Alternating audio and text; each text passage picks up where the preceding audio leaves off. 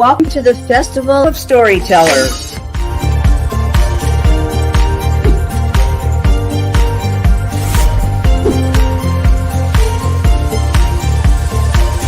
I thank everybody that's involved with this process because we know writers need readers and writers need publishers.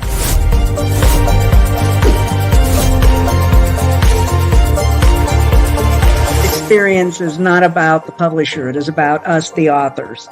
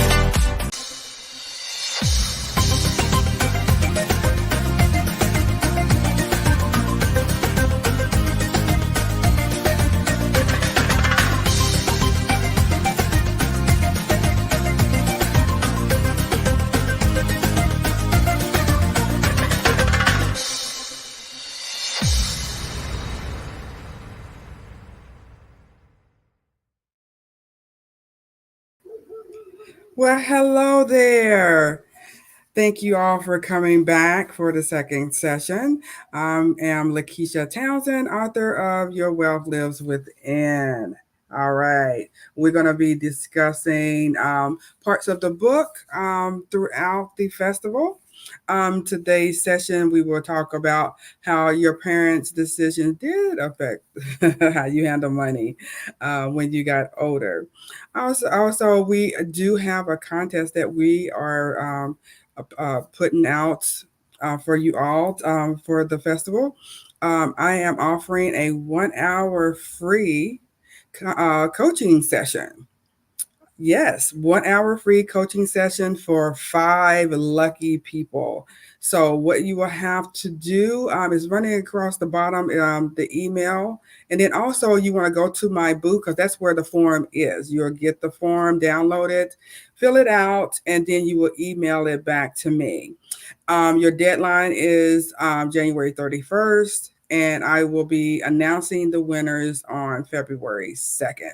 All right, so we're going to go ahead and get into the session today. All right, again, this is from Your Wealth Lives Within, and we're going to be talking about chapter 3. Chapter 4, which is the way your parents handle money did influence the way you handle money today. All right. Okay, so stating that means that, when you were growing up in your household, the way your parents handled their finances, how they dealt with their finances, how it affected them dealing with their finances, if they was stressed all the time or if it was something they enjoy doing. There are people who enjoy doing their doing their finances. There are people out there. But those things can affect, you later on because, we, learn by examples. And so, the way we see our parents handle things is usually, sometimes it will affect us either negative or positive. It just depends on the type of person you are. If your parents was always stressed out about money, that means that could be that you could be stressed out about money. Or unless you you take it the other way, say no, I'm going to tackle this. I know it seemed like it was stressful for them, but I'm going to put in the work and figure it out so it's not stressful. So I have control over it and it doesn't have control over me. All right. So what we're going to talk about, I wrote down some little points. I wanted to kind of stay on point here. All right. So financial responsibility. If your parents demonstrated financial responsibility, yes, tongue tied there. Responsible financial behaviors such as budgeting, savings, investing wisely. It probably will positively influence them because they're confident. Um, they got all their ducks in a row. So you saw that, and like, oh, okay, this is easy. Okay, finances aren't going to be hard because they were confident. They had everything in check. It was a seamless thing. So then you'll probably feel a lot better when it's time for you to start dealing with money. Now kids are now getting jobs younger and younger. Because they want that independence, because they're always wanting to ask mom and dad for money, and mom and dad say, no, you got to work for it, you got to get your own. And so their kids are getting jobs earlier. And so we are now pushing, that, because of this, you want to introduce them to, those talks about money. When you get a paycheck, there's this entity called FICA that they take their portion first. I remember when my son got his first, he had his first job, he got his first check, and so he had worked these amount of hours, and he had this, this amount of hourly rate, and so he had calculated it out, and said, "Oh, this is what I'm gonna get."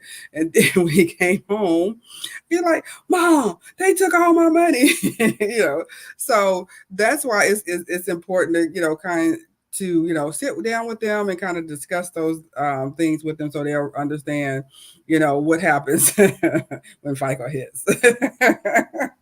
all right all right, so if they're they have open communication, they foster that openness, and even with themselves. Now when you see that if there's two-parent household, that they are in agreement, they're on one accord with finances. One may be better than the other, which sometimes it is, or either we'll they decide, okay, let's we'll come together and discuss everything, which is the way it should be done, and then you'll handle like actually distributing where the money goes. But both of y'all know where the money goes, and so that is one of the biggest things, is to always be open. And when you get in relationships with the opposite sex, and y'all going to be living together, which I hope not, unless you're married. But but if you are, then you need to have those discussions. You don't want to go into it thinking, oh, we all happy, we going, and then you find out that they got a bad credit score, they got all this debt out here, that's where all their money goes, and then now you're the one paying most of the rent, most of the bills, all that kind of stuff. Now you're angry, you're frustrated, you're resentful, and all this kind of stuff. So before you even go that route, especially if you just or getting married, you want to have those that baseline set down. And so if you saw that when you were growing up, then you would feel confident. A lot of people don't like talking about money. They don't. So that's why getting a financial coach is kind of hard for people, because they got to actually let somebody see whether it's good or bad, how they handle their finances. One of the things I would tell you, we as coaches, we are not judgmental. We're budgeting and doing it along with you. So we know, probably known where you are and have been where you have been. So just let go of that. There's no judgment. We're not here to judge you at all. We're here to help. We're here to give you hope. That's what we're here for, is to give you that hope that that you've lost, because you feel overwhelmed, you feel like it's out of control, you'll never catch up, you'll never get out of this hole that you've dug yourself in. And one thing you have to remember, a lot of people, we're in this microwave society where we want everything like this. You didn't just go into well, actually, yeah, you could have just gone into debt, but you're not going to be able to just get out of debt just like that. So you have to have a plan to get out of debt. And so if you start out realizing, okay, I don't want to be in debt, there are some things that you have to put on a credit card or have a loan for. I mean, unless you actually have that money outright, and it's possible. It is possible if you are diligent and you can discipline yourself. Even big purchases, you could pay, outright. But cars and houses, things like that, that's acceptable debt, but you still got to have a plan. Okay, you get a mortgage for 30 years. You don't want to take 30 years, if possible, to pay it off if you can. You can do it in a plan. Give you a little testimony. After my divorce, I think I refinanced for 15 years. We had, I think, yeah, we had 12 years. Um, so I refinanced it to 15 years. I was able to do that. And I started paying, had been researching and to understanding, how to get out of debt and stuff like that. And I, learned about if you pay one extra payment, that could take, several years off of the length of your loan. And so I adopted that, that concept, and I got to thinking about it.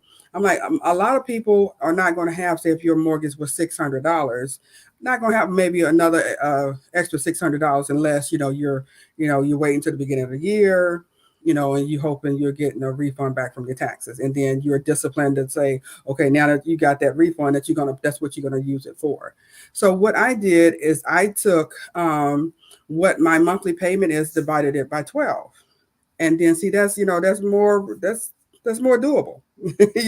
That's a more doable amount that you can add on your principal, and that's the key thing. You have to be adding it on your principal. You got to make sure that, I mean, now everything's online and stuff like that, so now you can go online and designate that it's only to go to the principal.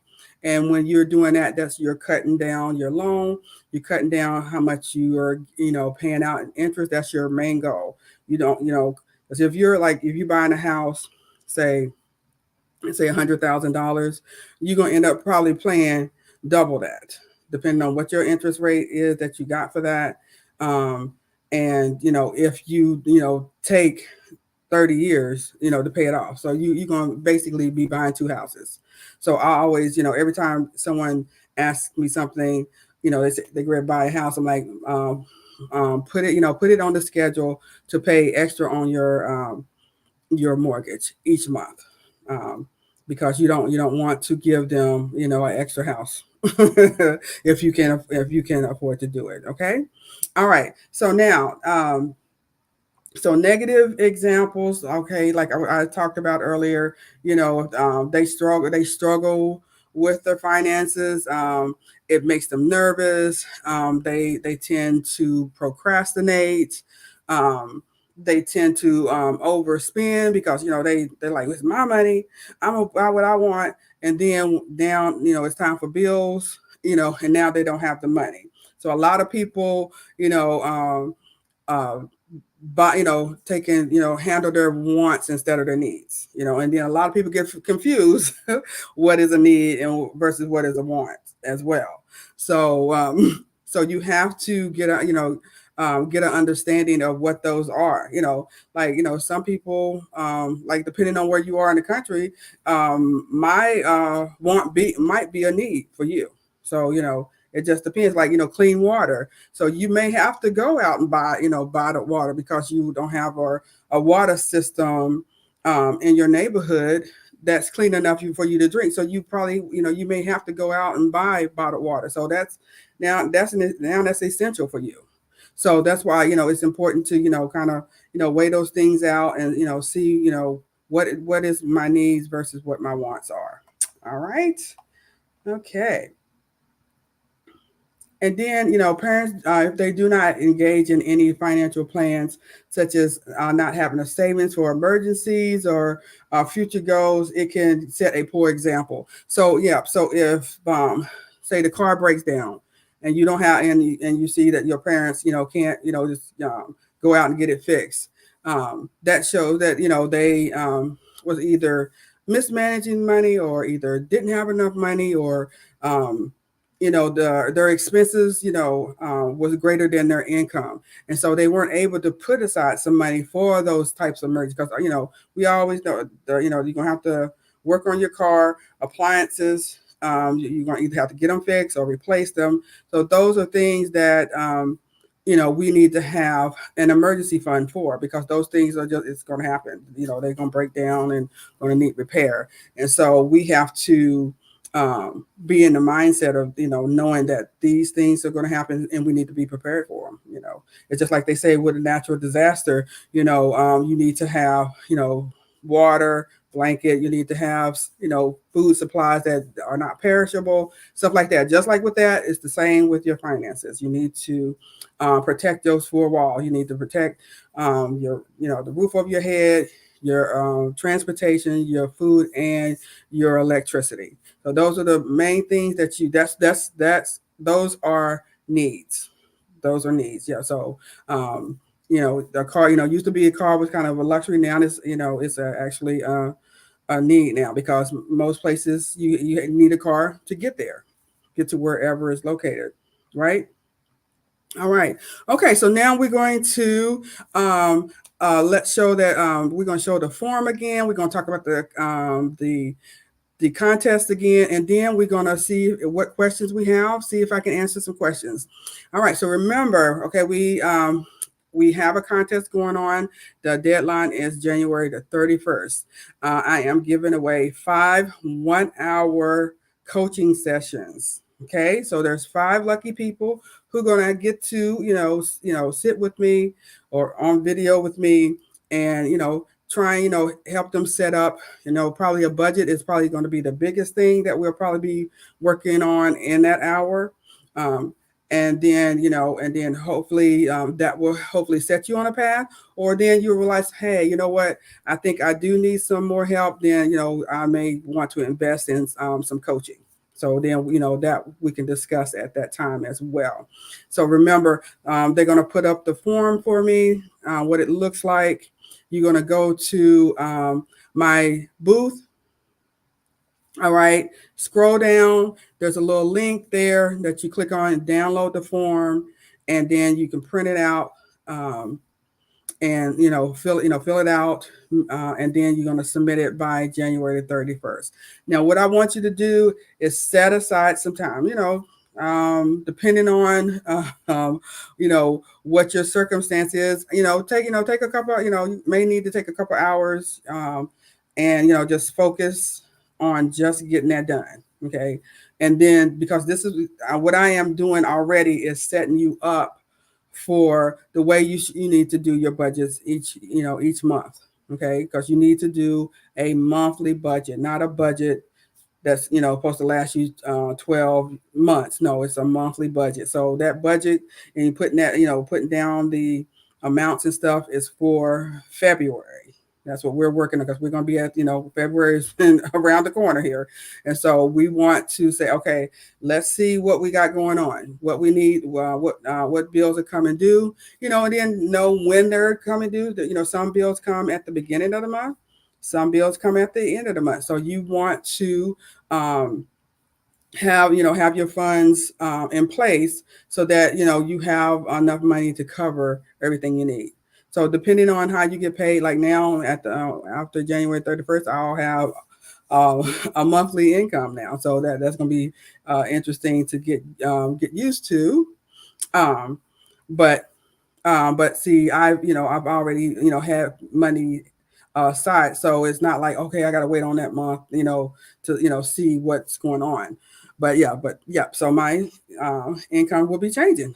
Well, hi, Catherine. We really need common sense to meet our needs and filter out the wants that won't benefit us in the long run. Yes, that is so true. I mean, the thing about it is, like I tell my clients when I'm coaching them, you might have to go down to the bare bones. It depends on how badly you're trying to get out of debt. You might have to cut off cable. You might have to, cut off those gym memberships, eating out, all that. But see, the thing about it is, it's only for a short period of time. Okay. This won't be permanent for you. you will be able to add them back in. All right. Martin says, woo, a free coaching session sounds like a great opportunity. It really is. It really is because this could at least, get you started on the right path. You talking to someone, bouncing, ideas back and forth. I'll be pulling it out like, okay, where can you, get some money here from? Where can you, increase your income on this, side. So yeah, it's really a great opportunity to get you started on the right track. Hi there. Okay, this is Nina. Can you get a sneak peek at some of the mindset hacks? Can you can we see sneak peekers on the mindset hacks? Well, okay. Um, like thinking that you have to have that coffee at Starbucks with that pretty cup. That's one. Uh, Thinking, changing your mindset about eating out. You know, I'm not gonna, I like to kind of do baby steps. Okay, like if you eat out 2 or 3 times a week, let's see if we can just eat out once a week. Okay, we start out slow. I mean, some people like want to go hardcore, like we gonna cut it all out. But just remember, you're doing this for your future, for down the line. Okay, so it's just like when you're going, when you're working out. Okay, you want to lose like 20 pounds or however pounds you want to lose, then you got to put in the work that it's going to take to do that, right? All right. Okay. Your book, Your Wealth Lives Within, is a really good book for people struggling to find ways to manage their finances. I am adding it to my cart. Well, Betty, I really appreciate that. And I hope, Betty, also that you go ahead and get that form, okay? And download it. And I'd like to, help you get started with the book. The book will kind of, you'll have like when you having those times when you feel like you want to go out and spend something, you can refer back to the book and say, no, I'm going to wait at least 48 hours. Let me wait 48 hours and, and then do the pros and cons. That's another thing. A lot of people, we forget about that. We can do the pros and cons and say, do I really need this now? Okay. If it's important that you need it, can I wait and save up for it before I buy it? Okay. Is writing a book about finances difficult? Yeah, I mean it was because there's so many of them out there. So I had to I wanted to do something different. So I wanted to work on the mindset, which is what actually is going to help you change, make changes in your financial habits. Is knowing, going, just like you go when you go to the therapist and they go back to your childhood. And so that's what I did. I went back to your childhood to say, hey, look, how did you see things done then? So you can kind of see like, oh yeah, that yep, I can relate to that. Okay, Tracy says, how do you find inspiration in creating a tool for personal and family finances? Well, basically, um, I like I didn't have a lot when I was growing up, and so when I got to a point where I learned how to handle finances and do um, conquer those habits that we normally have. I wanted to share it. I'm always talking about to everybody. I was always giving that advice. So now I decided um, you know capitalize on it. But that doesn't mean I won't give you even though I'm a coach and that's my business, that don't mean I will not give you the advice. If I can help you and and do that for free, and it changes your path, then I've done my job. I've done what God has said to do, and that's all that's important. Since you mentioned Starbucks, I got on somebody's toes.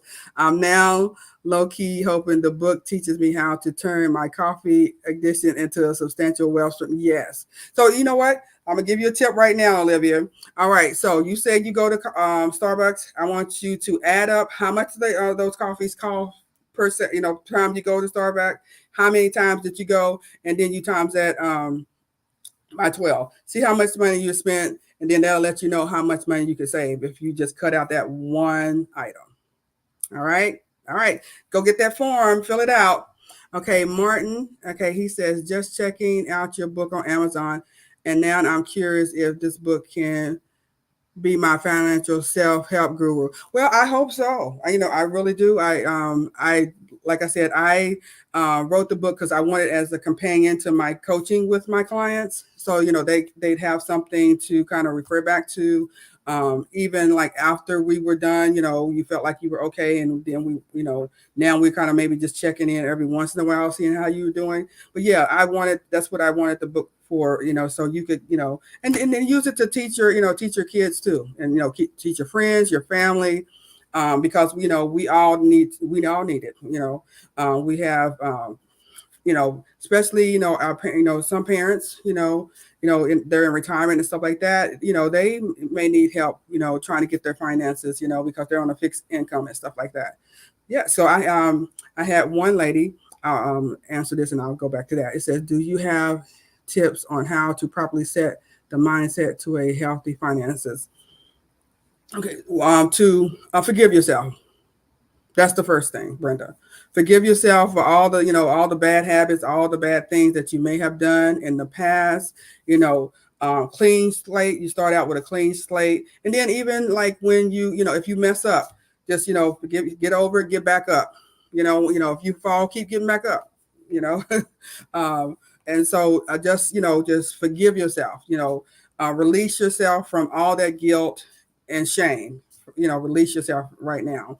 And so what I was going to say was, there was a lady, she's in her 70s. And so I was asking her, did she have an emergency fund? And so we got to talking, and I just kept asking her, and, we just dialoguing, just kind of pulling stuff out. And then she said, yeah, I have this savings account over here, you know.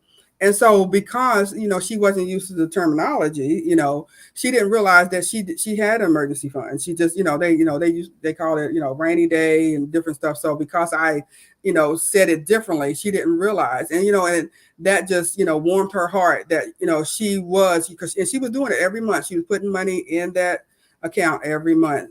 So, I mean, just to, give her that, that satisfaction of, yes, I was doing something right, and so that was awesome.